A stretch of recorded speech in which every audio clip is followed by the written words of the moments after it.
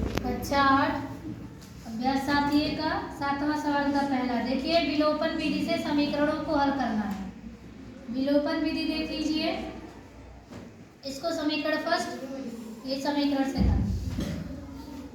देखिए यहाँ ना x का मान बराबर है एक दूसरे से, ना y का मान बराबर है, तो दोनों में से किसी एक को बराबर करेंगे, वो चाहे x का हो या y का हो।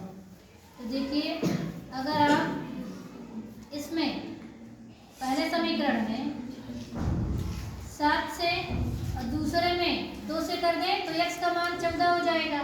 अगर आप इसमें 2 से समीकरण नंबर फर्स्ट में 2 से और सेकंड में 3 से कर दें तो y का मान बराबर हो जाएगा। तो देखिए समीकरण फर्स्ट में 2 से गुणा करने पर गुणा करिए तो हो जाएगा 2 दूना 4, 4x माइनस 2 3 6y बराबर 13 दूना 26। ये हो गया समीकरण थर्ड। तीसरा समीकरण बनाएं। ऐसे ही इसमें करेंगे 3 से सेकंड समीकरण में, तो लिखेंगे समीकरण सेकंड में 3 से गुणा करने पर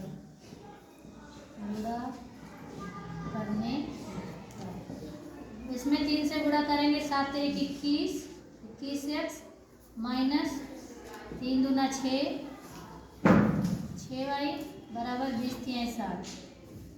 ये हो जाएगा समीकरण फोर्थ। चौथा समीकरण बनाएंगे। अब दोनों को हल करेंगे। देखिए y का मान दोनों में बराबर है, तो दोनों में से किसी एक को एक में से घटा देंगे, तो समीकरण फोर्थ माइनस थर्ड से चौथे में से तीसरे समीकरण को घटा दीजिए, तो हो जाएगा 21x माइनस 6y बराबर 60, और ये हो जाएगा minus 4x minus minus plus 6y और माइनस 26। देखिए ये दोनों कट गया। 21 में से 4 घटाएंगे, 11 में से 4 गए 7, एक बचा 17x बराबर 10 में से 6 गए 4, और ये बचा 5, 5 में से 2 गए 3, यानी 17x बराबर 34। तो x बराबर हो जाएगा 34 बटे 17, 17 दूना 34। x का मान आपको मिला 2। अब इस x के मान को समीकरण फर्स्ट सेकंड में किसी में भी रख दें, तो हम समीकरण फर्स्ट में रख रहे हैं। देखिए x का मान समीकरण फर्स्ट में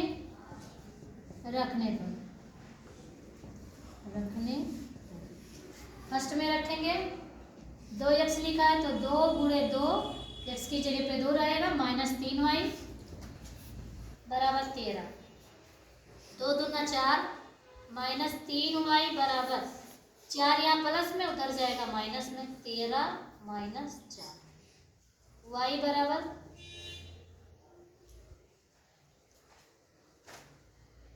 हो जाएगा 13 में से 4 गए, इनमें से 4 नहीं घटा, 13 में से 4 गए 9 बचा।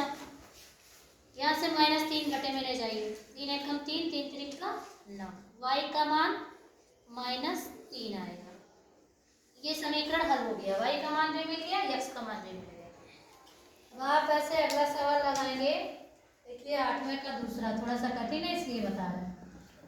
8वें का दूसरा सवाल लिखा है x बटे 7 प्लस y बटे 15 बराबर 3। ये होगा समीकरण फर्स्ट। ऐसे x बटे 2 माइनस y बटे 5 बराबर 4। ये हो जाएगा समीकरण सेकंड। देखिए इसमें भी ना x का मान बराबर है ना y का मान बराबर है, दोनों में से किसी एक को बराबर करेंगे। तो यहाँ नीचे 15 लिखा है, अगर इसमें हम इसके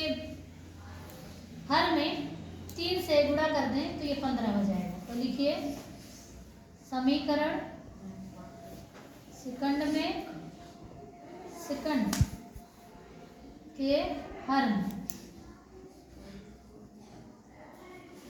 3 से गुणा करने पर, अब हर में गुणा करेंगे ये हो जाएगा x बटे 3 दूना 6 माइनस y बटे 5 दिया 15 और बराबर 4 बटे 3। ये हो जाएगा समीकरण 3। अब दोनों समीकरणों को जोड़ लेंगे, चूंकि ये माइनस में ये प्लस में तो कट जाएगा। तो समीकरण फर्स्ट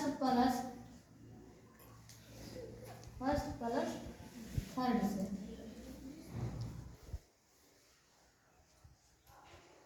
दूसरे को नहीं लेंगे क्योंकि इसी को हमने थर्ड बनाया है। तो समीकरण फर्स्ट प्लस थर्ड से लिखेंगे। फर्स्ट समीकरण x बटे 7 प्लस y बटे 15 बराबर 3 और ये हो जाएगा x बटे 6 और माइनस y बटे 15 बराबर 4 बटे 3। ये कट जाएगा दोनों, ये बचेगा। इन दोनों को जोड़ लेंगे x बटे 7 प्लस x बटे 6 बराबर 3 प्लस 4 बटे 6। 6 7 का लासा 42 होगा। 7 6 42 तो 6x और प्लस 6 7 42 तो 7x, 6x प्लस 7x बराबर 3 त्रिका 9 प्लस 4 बटे 3। देखिए 13x हो जाएगा। 13x बराबर 9 4 13 42 इसके भाग में यहाँ गुणे में हो जाएगा 42 बटे 3। x बराबर होगा 13 गुणे 42 बटे 3 गुणे 13। 13 से 13 कैंसिल हो जाएगा, 3 से 42, 3 एकम 3 3 चौक 12, यानी x का मान आएगा 14। एक मान ये मिल गया। अब आप दूसरा भी ऐसे निकाल सकते हैं। इसका x का मान किसी समीकरण में रखिए तो लिखेंगे x का मान समीकरण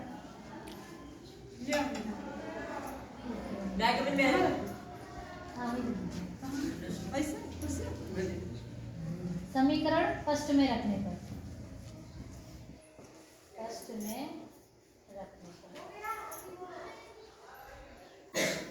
समीकरण फर्स्ट में रखने पर